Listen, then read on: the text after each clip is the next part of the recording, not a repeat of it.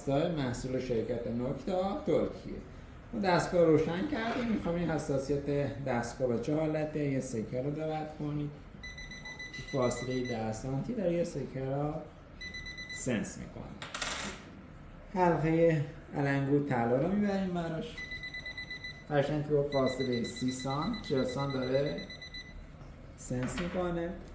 یه سینی درده رو به فاصله 50 سانتی داره قشنگ سنس میکنه. روی خود دستگاه 3 تا دکمه وجود داره. دکمه خاموش روشن کردن سیستم، دکمه F مال صدا و ویبره هستش و دکمه اول مال چراغ‌قوه دستگاه هستش. یه حساسیت داره که اگه خواستی حساسیتش رو کم و زیاد کنی این دکمه F ها میگیری، با این دکمه حساسیت شما کم و زیاد میکنید. انشالله که موفق و معید باشید.